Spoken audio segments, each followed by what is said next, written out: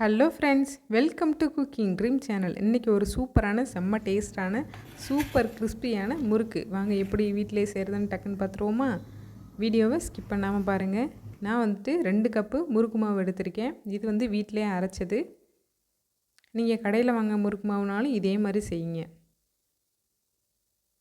இப்போ நான் வந்துட்டு கரெக்டாக 2 கப்பு வரைக்கும் சேர்த்துருக்கேன். நல்லா ஃபுல்லாக உப்பு வந்துட்டு தண்ணியில் கரைச்சி சேருங்க. அப்படின்னா தான் நல்லா மாவோட எல்லா சைடும் நல்லா மிக்ஸ் ஆகும். டைரெக்டாக மாவோடு சேர்க்குறத விட இந்த மாதிரி தண்ணியில் கரைச்சி சேர்த்துருங்க. இதுக்கு வந்துட்டு 2 டீஸ்பூன் வந்துட்டு உப்பு சேர்த்துருக்கேன்.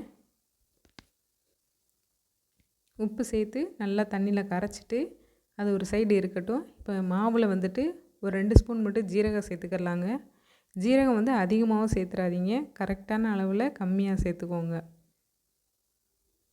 இப்போ ஜீரகம் சேர்த்து நல்லா எல்லா சைடும் நல்லா மிக்ஸ் பண்ணி விட்டுட்டு நம்ம வந்துட்டு உப்பு தண்ணியை சேர்த்துக்கரலாம். அதுக்கு முன்னாடி நான் வந்துட்டு வனஸ்பதி சேர்க்குறேங்க. அதோடய ஃப்ளேவருக்காகவும் கரெக்டான அந்த முறுமுறுப்போடு வர்றதுக்காகவும். வனஸ்பதி வந்துட்டு அதிகமாகவும் சேர்த்துறக்கூடாது, அதே டைமில் கம்மியாகவும் சேர்த்துறக்கூடாது, கரெக்டான அளவில் சேர்க்கணுங்க. இந்த 2 கப்பு மாவுக்கு மொத்தமாக 5 ஸ்பூன் கரெக்டாக இருந்துச்சு. 1 2 3 4 5 கரெக்டாக 5 ஸ்பூன் வந்து இந்த மாவுக்கு கரெக்டாக சூப்பராக கிறிஸ்பியாக வந்துருந்துச்சு.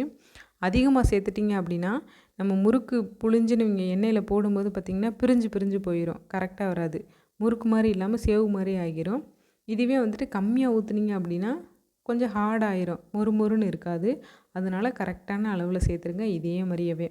இப்போ சேர்த்துட்டு இது வந்துட்டு மாவோட நல்லா ஃபுல்லாக மிக்ஸ் ஆகணும். இந்த மாதிரி நல்லா பிசைஞ்சு விட்டு நல்லா ஃபுல்லாக எல்லா சைடும் மிக்ஸ் பண்ணி விட்ருங்க. அதுக்கப்புறமேட்டு நம்ம உப்பு கரைச்சி வச்சுருக்கோம்ல தண்ணி, அந்த தண்ணியும் வந்து கொஞ்சம் கொஞ்சமாக ஊற்றி மாவோட எல்லா சைடும் நல்லா மிக்ஸ் பண்ணி விட்டுக்கோங்க. ஏன்னா நம்ம வந்து மாவு போட்டு தண்ணி ஊற்றி பிசையும் போது கம்மியான அளவில் தான் சேர்க்குறோம். அப்படிங்கும்போது உப்பை வந்து டைரெக்டாக சேர்க்காமல் இந்த மாதிரி தண்ணி ஊற்றி கரைச்சி சேர்த்துக்கோங்க. அதே மாதிரி மொத்தமாக ஒரே டைமில் ஊற்றிட்டும் பிசையாதீங்க, கொஞ்சம் கொஞ்சமாக ஊற்றி பிசைஞ்சு விடுங்க.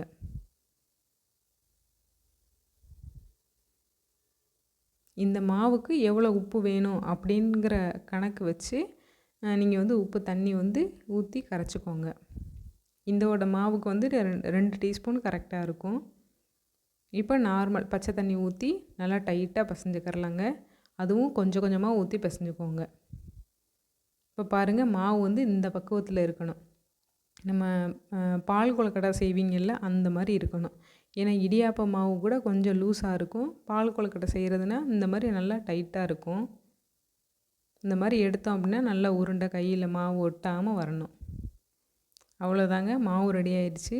இனிமேல் மாவு ரெடி ஆயிடுச்சு அப்படின்னாலே நம்மளோட பாதி வேலை முடிஞ்சது மாதிரி தான். மாவு மட்டும் கரெக்டாக பிசைஞ்சுக்கரணும், அப்படின்னா முறுக்கு சூப்பராக வந்துடும். இப்போ இந்த ஒரு கொழுக்கட்டை சைஸுக்கு எடுத்து நம்மளோட முறுக்கு அச்சில் எடுத்து புழிஞ்சிட வேண்டியதான். பாருங்கள், இந்த மாதிரி 5 ஓட்டை இருக்கும், அதுதான் முறுக்கு அச்சு.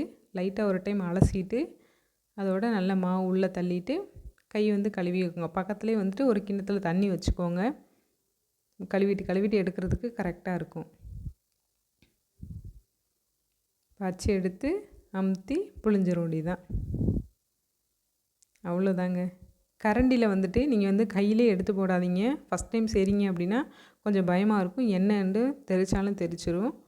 அதனால் இதே மாதிரி நீங்கள் எந்த கரண்டி 2 கரண்டி வச்சுக்கோங்க. 1 முறுக்கு எடுக்கிறதுக்கு, இன்னொன்று முறுக்கு போடுறதுக்கு. இந்த மாதிரி கரண்டி எடுத்து வச்சு அப்படியே எண்ணெயில் உள்ளே போட்டுடலாம். மாவை மட்டுங்க, கரண்டியோடு இல்லை. இப்போ எண்ணெய் ஊற்றி நல்லா சூடாகணும். எண்ணெய் வந்து ரொம்ப அதிகமாக தேவையில்லைங்க. நீங்கள் எந்த அளவுக்கு முறுக்கு போடுறீங்களோ அந்த அளவுக்கு மட்டும் எண்ணெய் ஊற்றிக்கோங்க. நான் வந்துட்டு 1/2 லிட்டர் எண்ணெய் ஊற்றிருக்கேன்.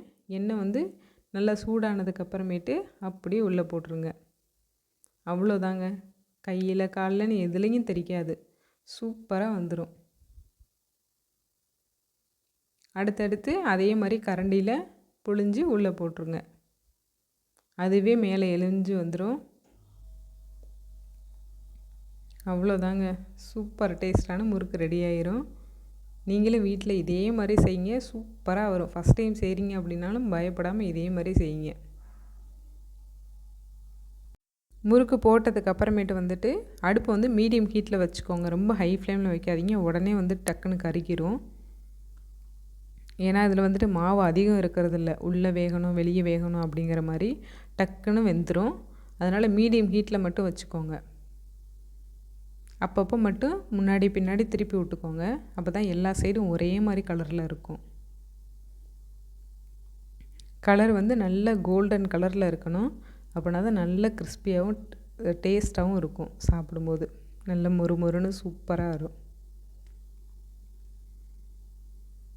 அதோட நம்ம வெந்துருச்சான்னு எப்படி கண்டுபிடிக்கிறது அப்படின்னு பார்த்திங்கன்னா, அந்த சலசலப்பு அடங்கிடும்.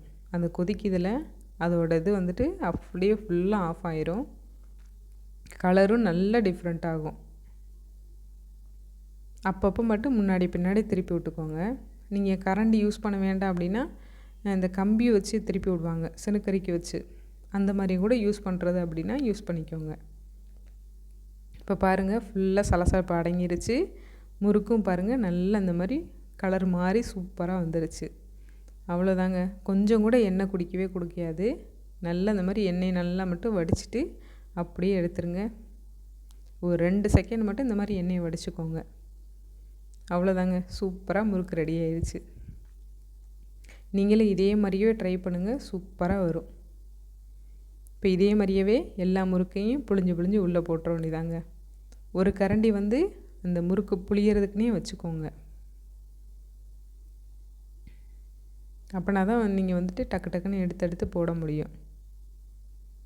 அதே மாதிரி பாத்திரமும் வந்து கொஞ்சம் அகலமான பாத்திரமாக வச்சுக்கோங்க. அப்படின்னா தான் 2 3ன்னு டக்கு டக்குன்னு போட முடியும். இப்போ பாருங்கள், இதே மாதிரியவே நான் எல்லா முறுக்குமே சூப்பராக சுட்டு எடுத்தாச்சு. நீங்களும் இந்த தீபாவளிக்கு கண்டிப்பாக இதே மாதிரி முறுக்கு ட்ரை பண்ணுங்கள்.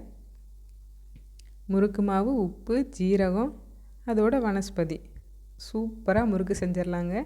கண்டிப்பாக ட்ரை பண்ணுங்கள், சூப்பர் டேஸ்ட்டாக வரும். இப்போ நான் முறுக்கை உடச்சி காமிக்கவா? எவ்வளோ கிறிஸ்பியாக இருக்குன்னு பார்க்குறீங்களா?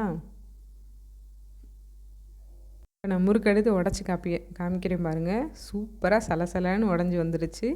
நீங்களும் இதே மாதிரி ட்ரை பண்ணுங்கள். வீடியோ பிடிச்சிருச்சுன்னா லைக் பண்ணி ஷேர் பண்ணிவிட்டு சேனலை சப்போர்ட் பண்ணி சப்ஸ்கிரைப் பண்ணிடுங்க.